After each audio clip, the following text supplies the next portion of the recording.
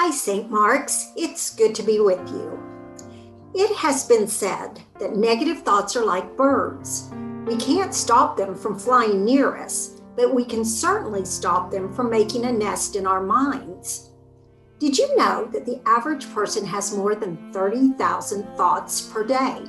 And of those, so many are negative that according to researchers, many of the illnesses that plague us are a direct result of toxic thinking.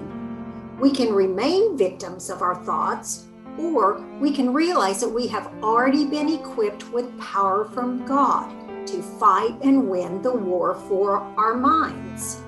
The Apostle Paul understood the battle that takes place in our minds, how our circumstances and imaginations can become weapons that undermine our faith and hope. In 2 Corinthians 10:5, Paul boldly declares that we are to take every thought captive to obey Christ. Paul tells us that we don't have to be subject to whatever whim or mood or thought plagues us.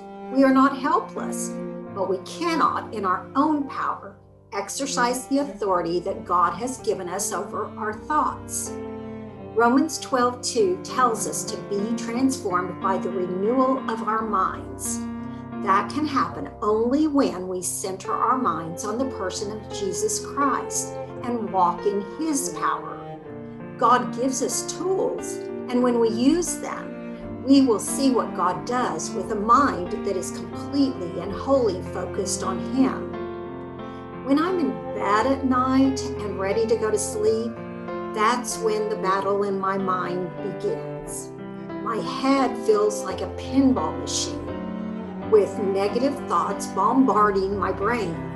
Satan does everything he can to get in my head and make me doubt and make me anxious and restless and fearful.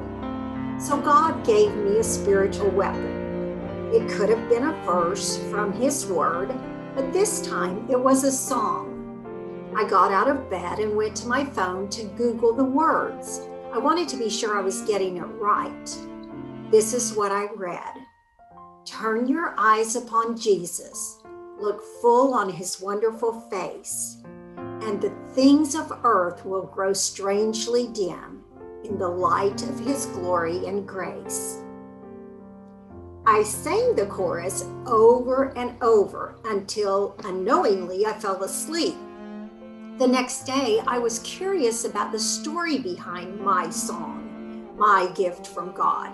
So I went back to my computer. The story of the song, Turn Your Eyes Upon Jesus, is about two women, Lilias Trotter and Helen Lemmel. They were born a decade apart and never met each other. Both of them were daughters of Wesleyan Methodist pastors. Helen came to the United States when she was 12. A great musical talent was identified in her, and she gained a reputation as a brilliant singer. As a young woman, she traveled widely throughout the Midwest, giving concerts in many churches. In 1907, at the age of 43, she moved to Germany, where she spent the next 4 years taking private voice lessons. While in Germany, she met and married a wealthy European. Upon the completion of her studies, she moved back to the U.S., where she was greatly in demand. She traveled, giving concerts in churches, performing her own patriotic compositions for soldiers in military camps, as well as giving programs of her own stories and songs on a variety of subjects. Even as she experienced success in secular venues, her first love and loyalty was to her Christian faith. She also pursued literary goals and was successful at writing hymns. Then a tragedy struck. It would change her life. She was diagnosed with an affliction that would result in blindness. Her husband was unable to cope with that reality, and he abandoned the marriage. What might have been a debilitating experience physically as well as emotionally only turned her more completely to God and to her most compelling vocation, the composing of hymns from the depths of her heart and life experience. She wrote about 500 hymns, lyrics, and music, many of which are still in circulation today. After Helen retired, she continued to write out her soul in poems set to music. Now totally blind, she would pick out the notes on a small keyboard and call upon friends to record them before she forgot. She continued to write until the end of her life, and she died at 97 years of age. So, how is this other woman, Lilias Trotter, connected to Helen?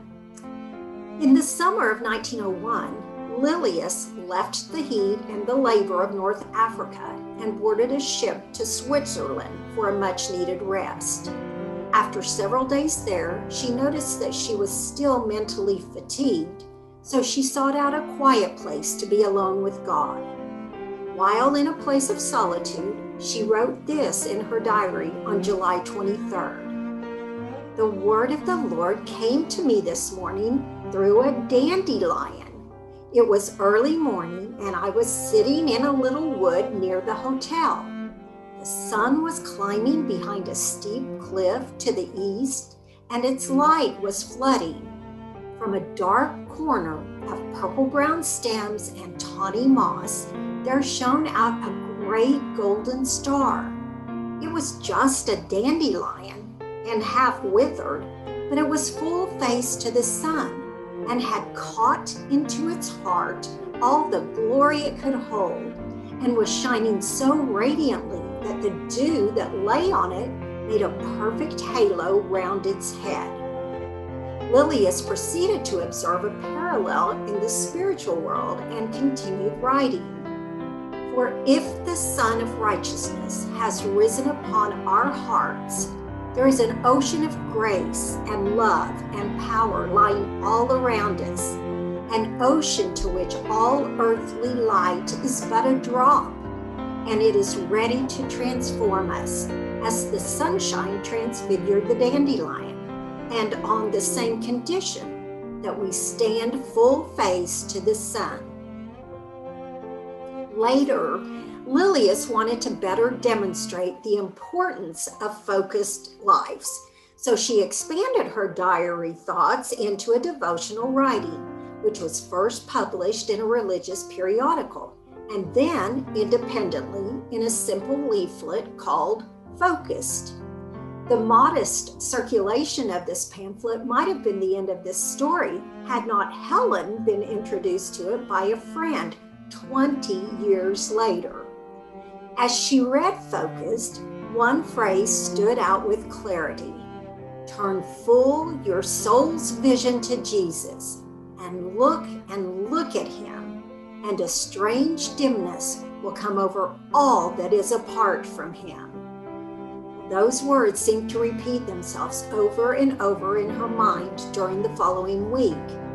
They became her inspiration to write both the music and lyrics for the song "Turn Your Eyes Upon Jesus," which was originally titled "The Heavenly Vision." In her memoirs, Helen said, "Suddenly, as if commanded to stop and listen, I stood still, and singing in my soul and spirit was the chorus, with not one conscious moment of putting word to word to make rhyme, or note to note to make melody. The verses were written the same week after the usual manner of composition, but nonetheless dictated by the Holy Spirit." The song was published in 1922. 4 years later, Lilias revised her original booklet by combining it with Helen's song into a new publication retitled Focused, A Story and a Song. This endeavor was undertaken during Lilias's final years while she was confined to bed rest. She believed that this was one of the loose ends that had been given to her by the Father to finish. Isn't God amazing? Look at the divine collaboration through which God used people and circumstances to further his purposes. How could Lilias know when she set off for a brief time alone with God that her reflection on a dandelion recorded in her diary would become the inspiration for a song that would withstand the test of time, speaking to one generation after another of the importance of turning full face to Jesus. Theologian John Stott had this to say: God invites us to share in his work. Indeed, our work becomes a privilege when we see it as a collaboration with God. God is at work in our individual lives and in the family of faith, using our meager gifts and offerings in the ordinary course of daily living. We may never know how and when and where a word or a touch or an action will be transmuted by God into something beyond our intentions. Lilias didn't. She just wrote what she felt. Who knows when our thoughts will become a song? I'd like to close with 2 additional quotes from the booklet Focused. The first is, "He is worthy to have all there is to be had in the heart that he has died to win." And the second quote, "Gathered up, focused lives, intent on one aim, Jesus Christ. These are the lives on which God can concentrate blessedness." So turn your eyes to Jesus and be blessed. See you all next time. Have a great day.